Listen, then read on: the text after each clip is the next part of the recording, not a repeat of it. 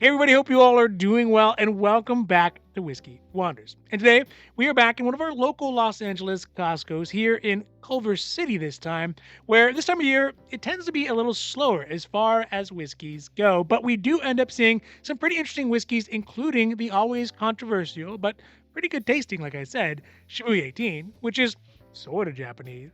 A bottle and bond variety of Jack Daniels, which is always a nice step up from lucky old number 7, and a whiskey which is really intriguing to me and one that I really enjoyed. And I think the last time was maybe on a plane or something like that. Shout out to shout out to British Airways, which is the Singleton 12. And we actually see a whole lot more. So today we are doing our wander at the Costco in Culver City.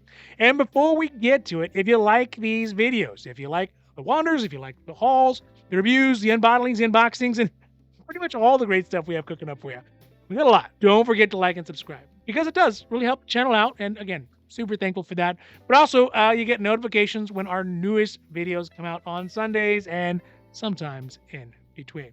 Or now, let's get down to the video. So today, as we let the WandaVision start getting fired up, let's do a real quick whiskey check. And today, I am going to be drinking, you know what? I feel like something that I don't often reach for, but you know what? It is a very good whiskey. It kind of gets lost in the menagerie of all the whiskeys in the background here. But it is a great low budget, better than expected quality of Scotch, which is going to be this Kirkland 19-year-old Speyside single malt Scotch. Ah, ironically, in a Sherry Cask finish. How convenient. So let's get a pop on this one. Turn it over, see if we can get a pop. No, not too bad. And get a little bit of juice for myself. And to whiskey. Because let's face it, you never really drink too much of it. You can only just drink it too fast. Cheers.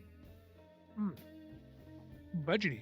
Now, for this first whiskey in this wander is a whiskey that is undoubtedly a bit controversial, at least in the Japanese whiskey world, which is this Shibui 18 Sherry Cask, and I guess Shibui writ large.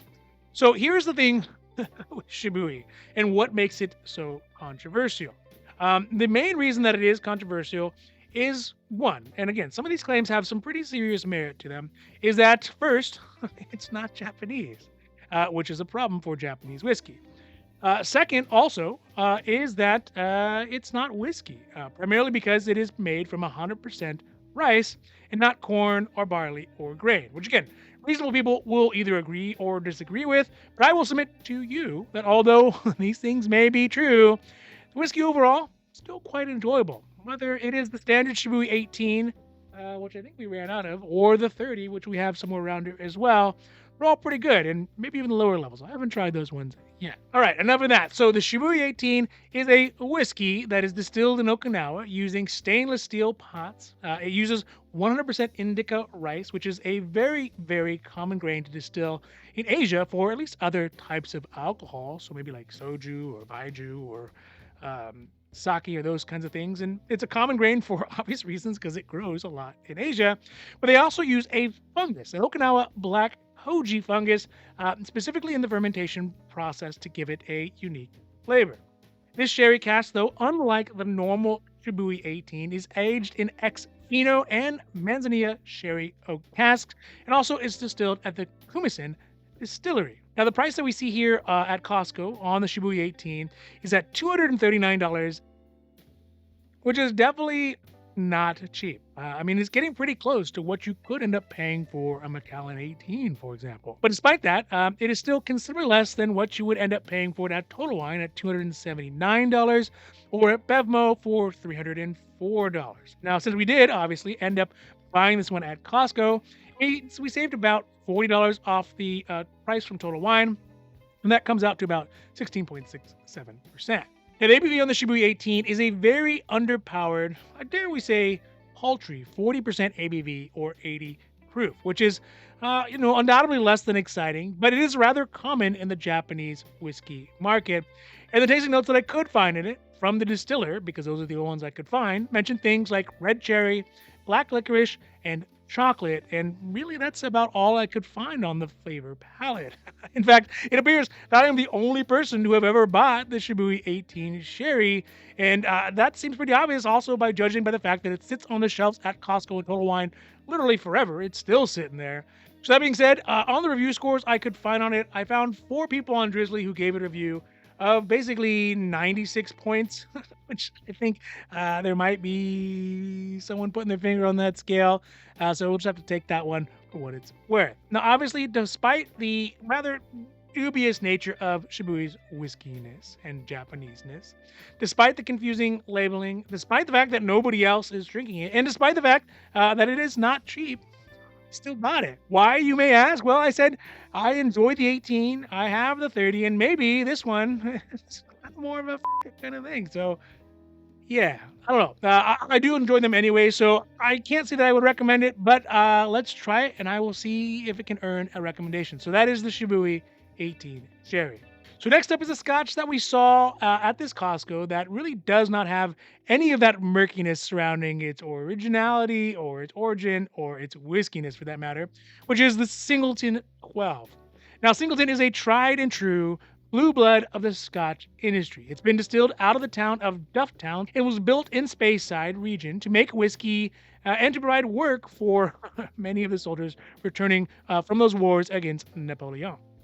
Who I don't think was probably much of a Scotch drinker himself. Initially in Dufftown, it has a neighboring distilleries of Mortlock, Glenfiddich, Balvenie, Parkmore, and Glendolin. Initially, this whiskey Singleton itself was actually called Austrios. I'll put it up here somewhere. It turns out it was too hard to pronounce by basically anybody who lived outside the town. So they changed the name in the 80s to the Singleton. Now, of course, the operator for the Singleton is the world-renowned Scotch corporate overlord who enjoys splashy art pieces on their whiskey, Diageo. Now, far from rare, I do think that Singleton as a whole is an interesting whiskey. We can see here that the price on it is at $32.99 if you were to buy one of them, which is a pretty reasonable price on it.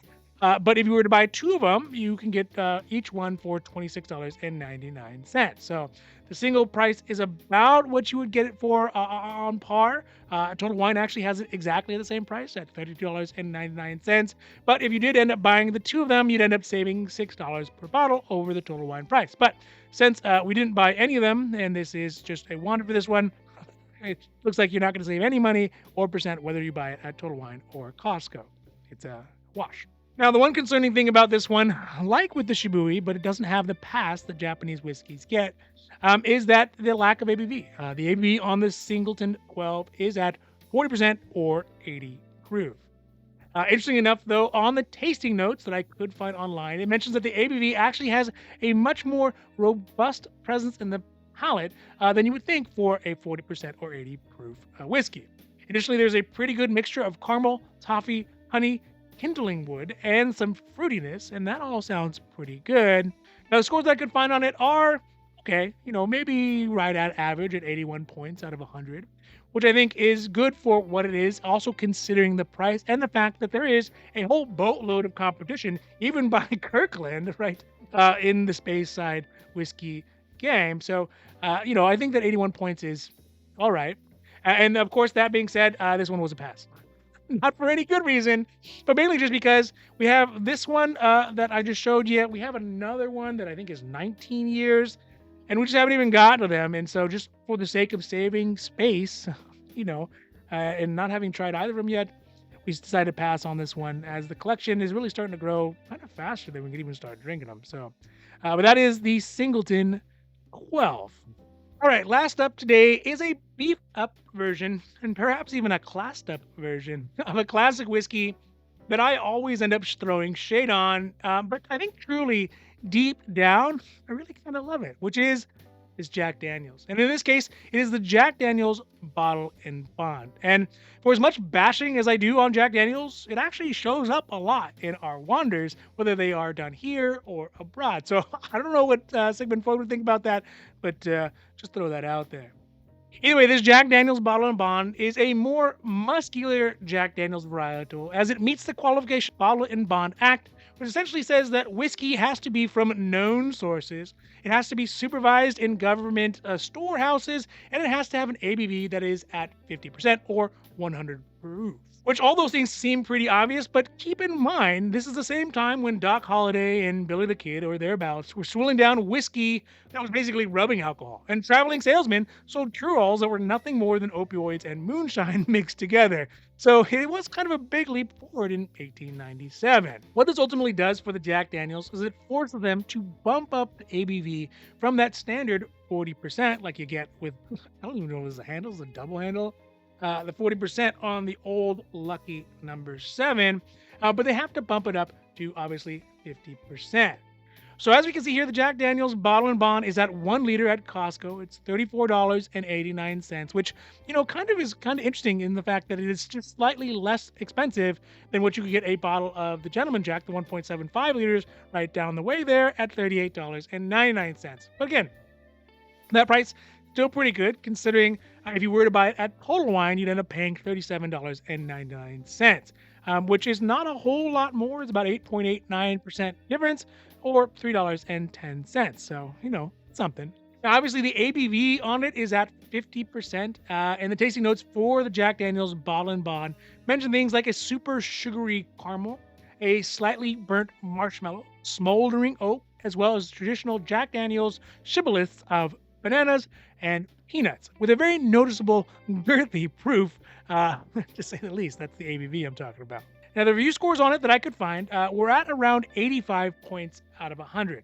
And to sum up the reviews in totality, it's basically like when your wife puts on those pants that you like. It's familiar, it's comfortable, it just has that little extra ABV or that little extra oomph to make it all the better. This one, though, altogether was a pass. And the main reason is because, like most Jack Daniels products, it's literally everywhere. I mean, I didn't buy it because whether you were on a plane, whether you were on a train, whether you're in the mall, whether you're in a grocery store, at Costco, International Duty Free, hey, if you're at your kid's kindergarten, you could probably find a bottle of Jack Daniels for a pretty reasonable price. There's really no point to bring this one home, take up space when it's basically always within reach. All right, so that's it for this Whiskey Wanders at the Costco in Culver City, or maybe it's Marina Del Rey. It overlaps. It's West Los Angeles. I think it's the only one that's out there. And either way, I hope you enjoyed this video. And if you do, if you like this video, if you like the reviews, the wanders, the hauls, the unbottlings, the unboxings, and really all the cool stuff we got cooking up for you, and we have tons of it, don't forget to like and subscribe. Because one, it really helps the channel out. Thank you again. Thank you in advance. Also, two, you get notifications when our newest videos come out on Sundays and sometimes in between. All right, now, just remember, if you do find a whiskey that you love, just buy it. Because if you don't, somebody else surely will. And in this case, it might even be me. All right, everybody, I'm out. Have a great rest of your day. Have a great rest of your week. And adios.